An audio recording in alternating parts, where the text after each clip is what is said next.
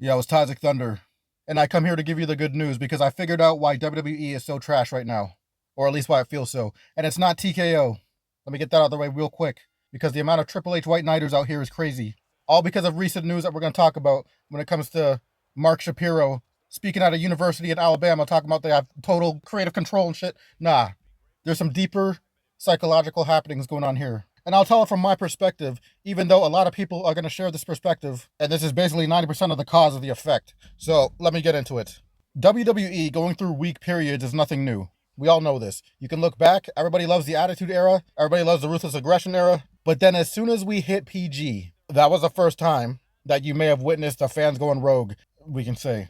PG was terrible. People are trying to revise the shit now, talking about Cena the GOAT. But the PG era had a lot of people run away from the product, pretty much. And I bring this up because all these years later, we finally made it to what was the pandemic era, the bloodline era. And this, for a lot of people, was a good resurgence in the quality of the product. A lot of people came back for that.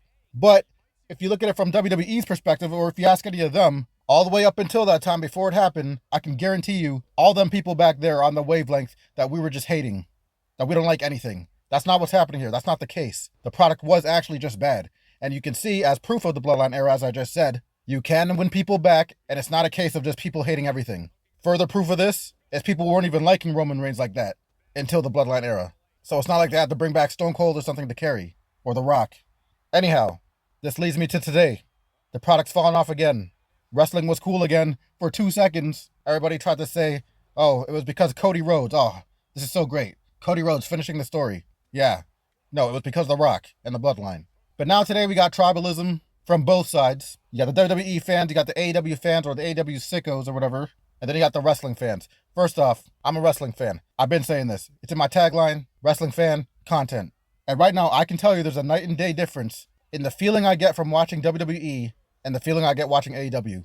When I watch AEW, I actually feel like a fan. I feel like this is a show put on for wrestling fans, it's made for me, and more importantly, it feels like it's actually for adults. You go over to WWE, you watch that, and sometimes you're like, what is this Teletubbies ass fucking production? WWE feels like it's for toddlers at times. And I gotta keep reminding myself that, because anytime I'm about to question something, like what did I just watch, sometimes I'll catch myself and I reanalyze the situation. I'm like, wait, maybe this one was for the kids.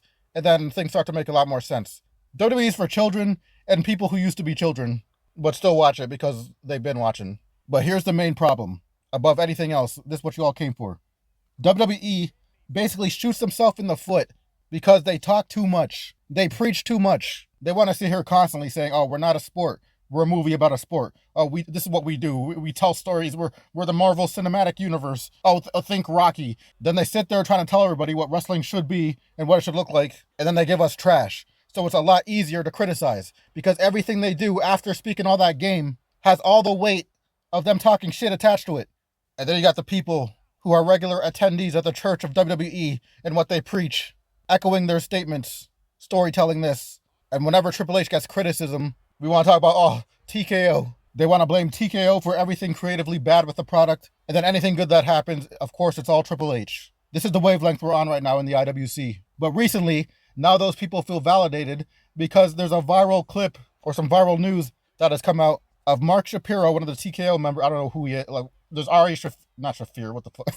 There's Ari Emanuel and Mark Shapiro, the TKO guys or whatever. So Mark Shapiro said something about, he was being asked a question at the university of basically how much involvement does TKO have in creative. And I guess this guy said something about they have total control. And that shit got taken to the bank because if you hear the rest of his answer, it had nothing to do with the question. And then somehow from all that, people are now coming to the conclusion that they straight up book the main event scene and that Triple H is only in charge of the mid-card and lower. So what's been happening in the last few days? The Triple H White Knights out here rejoicing on Twitter talking about, you all owe Triple H an apology.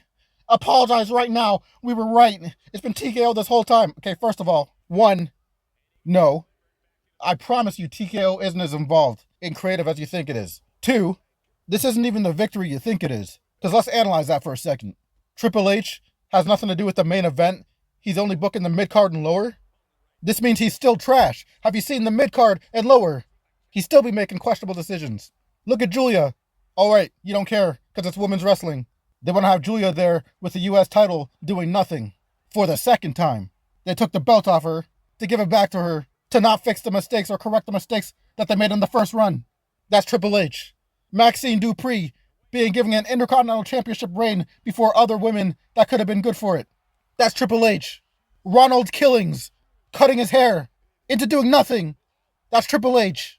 This is not the victory you think it is. Sit down. Triple H is trash. I could keep going, but I'm not trying to stray away from getting the rest of my shit off. So let me continue. People acting like TKO stormed the creative room and started picking up pens. And then you get the people who get offended whenever you want to attack somebody who's doing just fine at the top, sitting here worried about protecting people who don't need it. Like, motherfucker, a fucking train could be headed for Mike Tyson and a toddler, and you can only save one. Motherfucker's gonna save Mike Tyson. Anytime you attack WWE, they gotta cherry pick something that AEW's doing wrong. It's like, okay, we can play that game, but if we weigh everything, AEW still wins for me. Again, it's okay, you can like the product that you like, but AEW fans, let me talk to you a second. Stop trying to convert WWE fans to AEW fans. You can't do that. And you shouldn't want to do that. Just let things happen naturally. WWE fans enjoy stats. A lot of WWE fans, I won't say all of them, only like WWE because it's the biggest one. There's a meme out there. I saw a picture on Twitter not long ago that made me laugh because it's actually true. I'll just post it on the screen. It's basically AEW fans enjoying AEW and then WWE fans enjoying WWE. And it's true because if you see everybody's argument in defense of WWE, it's always about some kind of numbers. It's never about what they like. It's always about, oh, well, this person sells merch. Or this is the attendance here. These are the ratings here. It's like, bro, I'm a fan of fucking wrestling, not a t-shirt. Get this graph on my face. It's bandwagon culture. This exists like almost everywhere. If WWE keeps going downhill, I can tell you right now what WWE dying looks like. It's not going to happen tomorrow, but if they keep going down this road, the viewership is going to go down. And then if AEW remains consistent or whatever, what's going to happen is there's going to be a tipping point and more people are going to start jumping ship.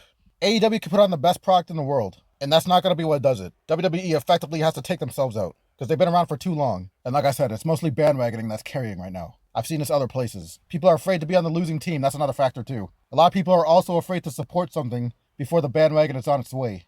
But trust me, you don't need to convert WWE fans to AEW fans. And to answer your question, the people who are going to try and ask like, oh, why are you so much harder on WWE than you are AEW when they do something wrong? First of all, AEW is 7 years old. WWE is like, what, 50-something? Compare the first 7 years of WWF or whatever the hell to the first 7 of AEW. And then come back and ask that question again.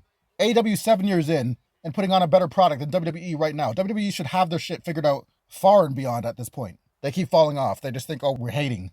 The Bloodline story happens, and then they're surprised. Like, oh, okay, maybe they weren't hating. So then they milk it, and then it's over. And then they're back to, oh, they're just hating. The internet fans don't matter. And then they want to up the ticket prices for the live audience fans. Live audience getting punished because the internet's hating. How does that make any sense? That's where you can say TKO. But half this other stuff, acting like Triple H has never done anything wrong since taking over. Years ago, when he first hopped on, it's not a TKO. Oh, it's Vince McMahon. Oh, The Rock. What do you mean The Rock? Motherfuckers think The Rock is like booking the show in between sets, filming his new movies and shit. Just like, oh, great job, Dwayne. That was a great take. I like how this is coming together. Hey, come look at this. What do you think? You know, I think Jey Uso should win the Rumble. What? Stop it. I get it. You saw Black and Gold. That's your Attitude Era for NXT fans. NXT fans, NXT fans, oh, Black and Gold, you had to be there. Oh, you had to see it, man. Johnny Gargano was kicking out of everything. We actually got a term for this. It's called Johnny Wrestling. What the f- But yes, is TKO a problem? Sure. Because another place they messed up at was the Netflix debut. They weren't worried about putting on a good show. Instead, they tried to take the easier way out. And I guess I can't blame them because a lot of people have this wavelength. So they went with the, oh, look who else watches us. Look how popular we are. Your favorite celebrities watch us? You should watch us too. They basically spent the whole episode doing that. And then new viewers got to sit here watching Solo fight Roman for an Ulafala. That was not the show you put on if you're trying to attract a new audience. But again, I guess I can't blame them because motherfuckers worried about stats, trying to look popular by association. They spent that whole episode basically preaching, had The Rock out there. It felt like a freaking WWE church service. I said this before. Oh, Triple H voiceover showing you the history. Oh, is it a work or is it a shoot? Oh, we came from the carnivals, the circus. Oh, okay, that's cool. You could have started with that little quick history lesson and left it at that. But then you have The Rock come out here and he's preaching, doing shout outs to Ari Emanuel and whoever else. Top to bottom, that is not the episode you put on as your first episode. First impression is very important, and that's what they did with it. Anyhow, I'm done yapping. WWE, stop preaching. Just figure out how to put on a good entertaining program and you can make a resurgence. We ain't just hating. We're coming fresh off of Mania. This is the WWE New Year. This is your chance to reset. You've brought some people up. You're probably going to release a million people, but you brought some new people up. Ethan Page, Sol Ruka, and there's probably a few more to come yet. So let's see what you're going to do for the rest of this year. Tyzik Thunder.